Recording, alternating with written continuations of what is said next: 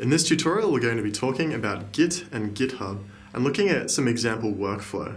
This tutorial is for people who don't even know what Git and GitHub are, but have heard about it and are kind of interested, or people that kind of get the idea but find starting off a little intimidating, because it can be a little intimidating starting with Git. There's a lot of features and it can be slightly confusing. So in this video, we're going to go through some basic workflow and create like an example project that we'll manage and make some changes to. Let's get started. Git is a version control system tool. That just means that we can track the changes that we make to our coding project, and we can roll back to those states at any point in time and perhaps branch off to develop new features that can then be merged back into the major project. Let's jump on the whiteboard and I'll show you what I mean. In Git, we talk a lot about repositories and commits. So let's just imagine that this is our repository, and a repository is most often used to house a project. It can hold multiple projects, but in this case, let's just think of the repository as our project. Within the repository, we have the project at the current state. So this is the project as we've just finished coding it. Let's say we're making an automatic coffee machine. So this is all the code for the coffee machine, the grinding, the brewing, the extracting, the heating, all of that code is now represented by this dot, which represents the project at that point in time.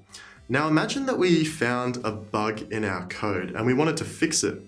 Well, we would go into our files and make the relevant changes to the code, and then we'd save our project. But using Git, we would also create what's called a commit. And all a commit is, it's kind of like a snapshot in time of your project. So this was our version of our project that had a bug. So we found a bug, we wrote some code, and then we fixed the bug and created a new commit. Now this point in time is the most up-to-date version of our project. So this is where we are right now. But if we found that actually the code we were writing did more harm than good, perhaps it broke some other features, we can always roll the project back to this point in time. Now, because a repository contains all of this information, this means that whenever you have a copy of a repository, you not only have a copy of the project as it exists now, but also all of the project's history. So if you need to, with a repository, you can roll back to changes that were far in the past and branch off from there with your own features or fixes. This means that anyone with a copy of the repository has a copy of the entire project and its history. That's quite enough of the whiteboard. Let's jump onto github.com and we'll get started with a working example. We'll make a repository, put some files in it, make some changes, do all that good stuff, and we'll even copy the repository onto our local machine so we can see how all of that interacts. So if you go over to github.com, I'm going to create an account for this tutorial, so I'm going to choose something pretty mundane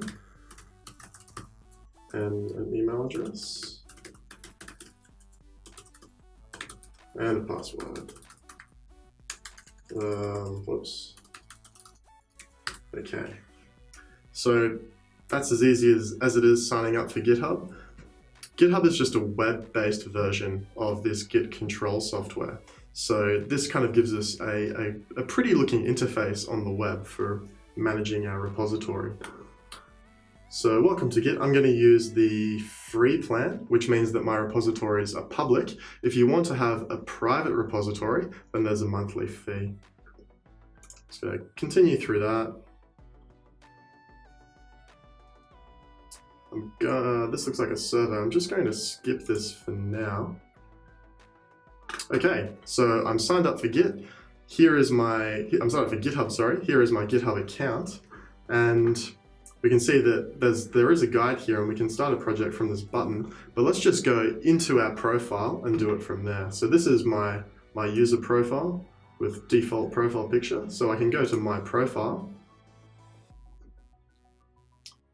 and I can create a repository. So I can go to repositories, this tab here, and create a new repository. So first I have to verify my email address. So just go over to my Gmail account, verify that address. Perfect. Play the waiting game. Okay, back to where we were. So I'm going to close that original tab and go through those steps again. Profile, then over to repositories, and new repository. So we can create a repository from within this interface, and that's kind of like starting a new project. So I'm going to call my repository demo. It's a demo repository. And of course it's public because I'm on the free plan. I'm going to initialize it with a README, and we'll see why in a minute. Oh, and there's a description. So this is like a one-liner of what this repository is. A demo repo for the beautiful internet people. Okay. We often shorten repository to repo. Okay, so I'm going to initialize with a README. I won't use a git ignore or a license for this. They're slightly more advanced. And here is my repository. So you can see the first thing we're looking at is a list of all the files in the repo. In this case, there's only a README because I initialized the repo with a README. And by default, we often see the contents of the README just below that list. So that's like a good landing page for anyone who's coming to the repository. This is kind of like the description of what it is and its features. So let's create a file. We can create a new file, and because this repository, we'll stick with the coffee machine for instance, let's just write some dummy code for as if we were programming an automatic coffee machine. So what do we need to do? We need to start, we need to grind beans, we need to heat water, and we need to extract coffee. Okay, that looks like a reasonable automatic coffee machine. Scrolling down to the bottom, this is where we commit our changes. So when you work in the web interface, every change you make is a new commit. And commits have messages attached to them. So that describes the commit and the changes that were made. In this case, the first line of the commit, which is this first box, it's most often filled with a directive like make new file or fix bug or debug code, etc. So I'm going to leave that as the default make new file or create new file. Actually, no, I'll say create coffee script. Okay, and in this second box, this is where you can add more long-winded descriptions of what you've done if necessary. I'm going to leave that blank just now because it's a very simple commit for now. We'll leave this default as commit directly to the master branch. We'll come back to that very shortly. So I'm just going to commit the new file. Ooh, is there something that I've not fulfilled? I need to name my file. Of course I do. I'm going to name this coffee. All right, good one. I'm sure there was someone screaming in their computer just then. It's like, no, name the file. Okay, commit the file directly to the master branch. Back at our repo directory, and you can see the coffee file has appeared. So now that we've created a file, we've actually created a new commit. And if we look at the commits tab, we can see that we have two commits. So we can click on that to see the commit history. And it's quite simple so far. We have the initial commit, that's like the repository being created. And then after that, the create coffee script commit. So I'm just going to come over to the whiteboard and we'll keep a bit of a map as to what's happening. This will be useful for later. So remember, I committed directly to something called the master branch. So I'll just label this as master. And then we had our initial commit, which I'll call a init. And then I created the coffee script. So this is kind of like our roadmap of the history of the project. Create coffee. Okay, so now if we were to modify coffee, let's just have a bit of a thought experiment. We could open up coffee again and modify it. So let's just quickly see how that would be done with an existing file. So we could click on coffee and we could click edit this file. So I want to include some more features to my automatic coffee machine. So we've extracted the coffee. I like a flat white, so I'm going to heat some milk and I'm going to pour all, and now it's gone from being a shot of coffee to now, let's say, a flat white. Now, if I saved this change directly to the master branch, we would just get more of the same. We would have this master branch just grow and grow and grow. We'd have a very linear looking timeline. But a good philosophy when working with Git is that every new idea or feature you explore or direction you go in should have its own branch. And a branch is exactly what it sounds like. Rather than repeatedly commit to the master branch, which isn't a very elegant approach because it's kind of hard to maneuver, instead of creating features down here, we can branch our project off and develop the features over here. And one reason that we do this is because it's then much easier to manage different people working on different things, or just yourself working on different features. But what's most important is, if you want to share your project with anyone, when they go to your GitHub repository, the master branch is what they're going to see by default. And this means that if you have code that's kind of broken and not working under development on your master branch, it means that anyone who's interested in collaborating with that project, the only thing they're going to get is the broken version of the project. They're not going to get the most recent stable version. So this is one of the reasons why we branch. So I'm going to develop those new features for my coffee machine, but I'm going to do it in the development branch. So you can call this whatever you like. I'm just going to call it dev.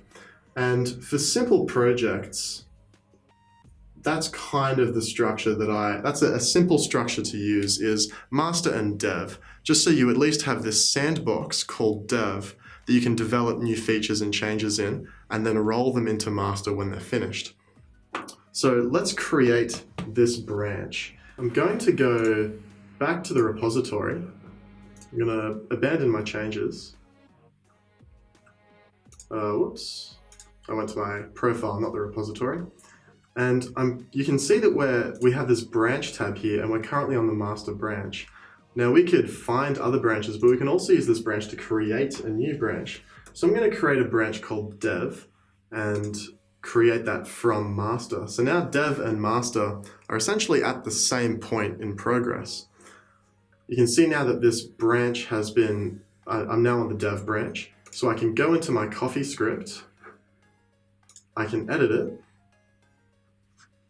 and I can say, what was it, heat milk and pour something. So I've included my new features into my development branch, and I'm going to say add milk feature. You can see now I'm committing directly to the dev branch. So if I commit changes here, this is now what our project looks like. We have master, and all it can do is make coffee, but now the dev branch exists, and it can also heat milk.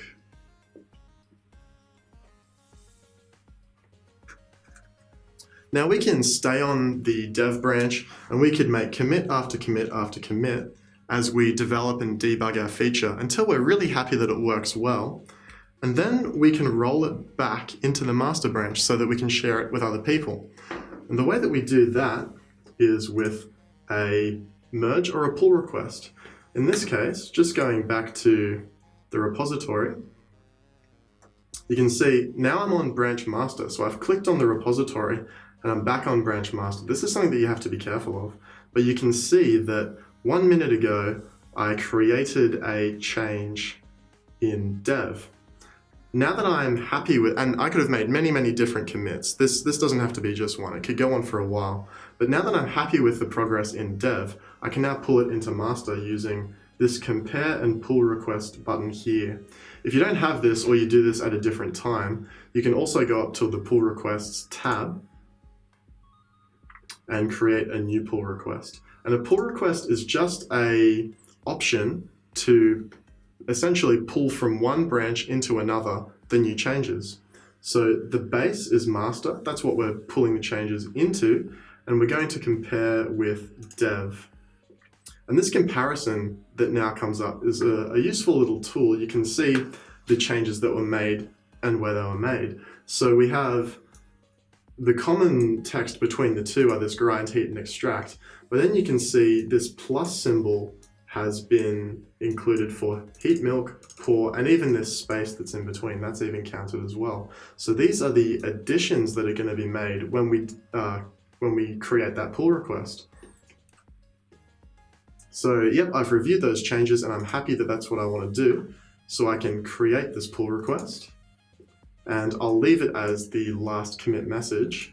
And we can leave a comment because we might be collaborating with other people or just our future selves and say, this now heats milk and pours it, I think. I'll just leave it as this now heats milk and I'll create that pull request. So now we've created the request, and because we're administering our own GitHub account, and we kind of made that pull request and we're happy with it, I can just say, yep, approved. I'm going to merge that pull request, confirm the merge. And now our map looks something like this. So we could have had an arbitrary number of commits down through here. And now our changes have been pulled in to the master branch. So the master is now the most up-to-date version of the project. Now that our pull request has been successfully merged into the master branch, we have the option to delete the branch that we were just working on because it's been merged in. So this is very much part of Git philosophy. If you want to develop a new feature, so you branch off and you develop the feature on the side and then merge it in, so it's now part of the main project, there's not really any need to keep that branch if the feature has been completed. I'm going to keep it for now because I like to at least have two branches to work with all the time.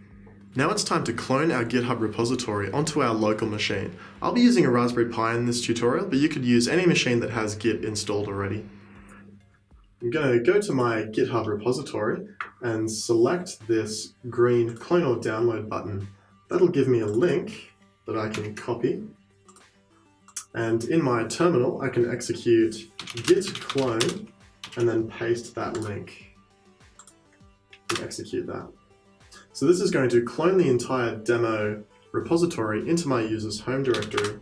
And you can see there it is right there. So if I change into demo, I can see that I have a coffee and a readme. That's fine. I'm just going to minimize that terminal and we'll work in this graphical interface for a sec.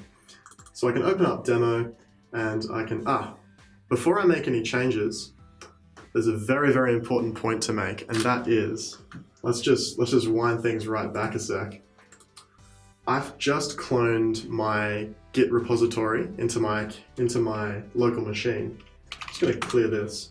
So you can see I'm currently in the demo directory, which is a Git repository. And if I execute Git Status, you can see I'm currently on branch master. Now remember, any changes that we make, we should always make in that development branch rather than in the master branch. So the very first thing I need to do before I make any changes, and this is a good habit to get into, always execute a Git Status just to make sure you're in the right place. In this case, I need to be on that dev branch. So I can execute git checkout dev. And we get a little bit of feedback there, but most importantly, if I execute git status, yes, I'm definitely on branch dev. And you can see that both of these messages said something about origin master and origin dev. So what this means is that my current dev branch is up to date with something called origin dev. And that origin is just the repository that we pulled from on GitHub. So that link now is attached with this local repository, and it's now kind of coupled to that online GitHub repository. We'll come back to what that means exactly just in a moment. There's one more thing I need to do. If we come back to the whiteboard, you can see that the most up-to-date version of the project was master. So this could have had several changes since we have cloned this repository. We could be coming back to this, weeks later. So the most up-to-date point could be somewhere down here, but we're working at this point now. We've just checked out the dev branch, and the last thing on dev was this commit here. So before we make any more changes, we need to make sure that dev accurately reflects the current state of the project by merging from master into dev. So we just do another one of these operations just to make sure that the branch that we're working on, dev, is most up to date. So this is the action we're going to perform, and we're going to perform it by performing a git merge. And remember, when we merge or pull request, merge is like pull requesting. When we git merge, we're merging into the branch that we're currently in, and we give it the master branch. So I'm pulling changes from master into our current branch, dev. And we just get a message there, but now we have updated our repository to this state. Now we can make our changes. If we made our changes to this point that was behind master, and we tried to merge changes from dev into master, we'd run into a few troubles. It's nothing very, very serious, but it's always best just to follow this workflow so that you never have to deal with that problem. So what are we going to do now? Let's develop some more of our code on our local machine. So I can open up my demo repository, open up coffee, and where are we currently? So far we grind the beans, we heat the water, we extract the coffee, we heat the milk, we pour. Now it's probably time to take over the world. That seems like an appropriate function for our coffee machine. So I've made my changes, I've developed them on the local machine, so I can close that file and execute a git status. Now git status is exactly what it says on the tin. It tells us what's going on with the current Git repository, and we can see that now our branch is ahead of origin dev by one commit because we performed this action. That's essentially a commit because we've created this new commit. And what we'd like to do now is update that change to our code in the Git repository. So at the moment, we have no changes have been added to the commit. I'll widen this out, clear this, and execute that again, just so it's a little easier to read. So we're ahead of the branch by one commit. That was the merge that we performed. And we have something called changes not staged for commit. And we have our coffee script. So now that we're working on a local machine, we have to work with something called the staging area. And that sounds very dramatic, but what that really means is I can make all the changes to all the files that I like, but none of those changes will be included in the next commit unless I stage them to be. So, and that's really easy to do. All we have to say is git add coffee. And if we execute git status again, you can see now we have changes that are going to be committed and coffee is in green. So we can commit those changes to the dev branch. And I'll do that with git commit. Before we proceed though, I have to actually tell Git who I am. So I have to execute these two commands. What I'm going to do is just copy it. So I don't have to type the whole thing out. And user email internet.core@gmail.com. So we have to tell, these are our Git credentials that we signed up for GitHub with. And my name.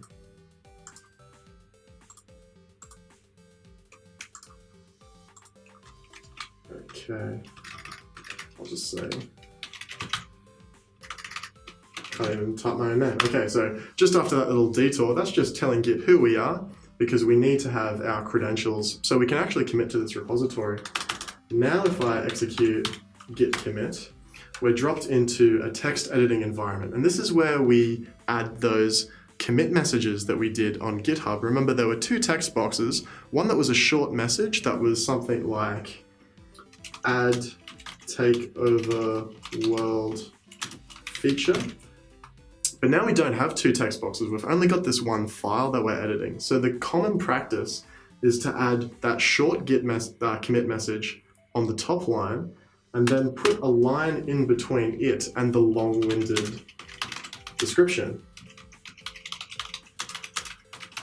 All of this text down here is commented out, so that won't be included in the commit. It's just there as a helper to kind of steer you along the right path. So you can see that lines with this hash will be ignored. So the only message is add this feature and here's the description. So I'll press Ctrl X to save. I'll say Y for yes and hit enter. And now we've got the add takeover world feature has been committed to our dev branch. So now I've made our first local commit and it looks something like this. Remember, we merged master into dev and then we created this new feature which was take over the world.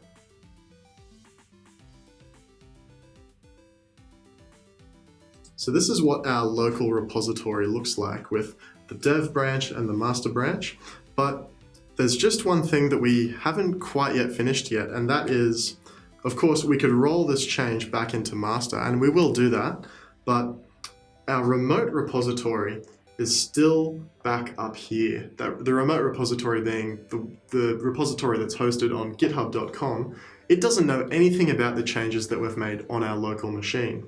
Even if we're developing things that aren't going to that may not find their way in the master branch eventually, we may still want to save our progress because we have some bugs to iron out, or we're just saving our progress along the way. So we do that with what's called a push, and that's really easy to do. We can just say git push, and I may not have to enter anything else in there. Okay, so I've just said git push, and I can enter my username for github.com, which was core Michael, and my password. So because we're invalid username or password, did I make a mistake? Okay, sorry about that. I figured it out. When I used these global configuration commands, I needed to use my username for this argument. So not just my name, but my username. Of course, you can see that's user.name. Sorry about that. So I can execute global config username core Michael, execute that, and I'll try that push command once again. So I'll just execute git push, and I'll enter my credentials, core Michael, and my password. Okay, so now we can see that the GitHub site is now being updated with the changes that were made on the local machine. So if I go back to GitHub, and the last commit was made 43 minutes ago, so I'll hit F5, and still 43 minutes ago. Remember, I was modifying the development branch, not the master branch.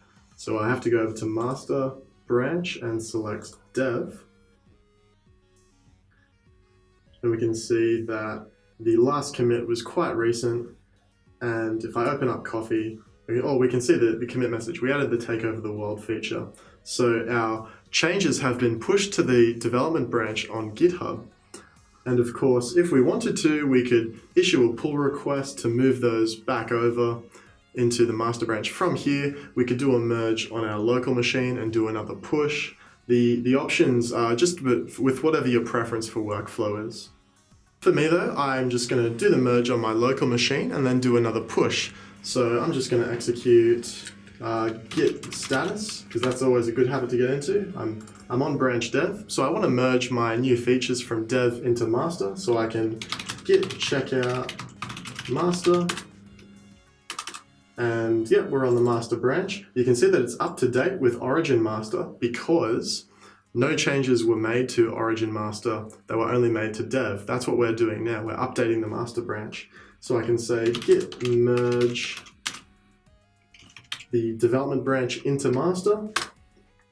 And you can see that was what's called a fast forward merge. That's a bit technical. It's kind of outside the scope of this project, but we can see that there was the coffee script and two insertions have been made. That was, I think, a blank line and the command to take over the world. So our master branch has now been updated with our new features. So we can execute a Git Push, and we can enter in our user and password once again.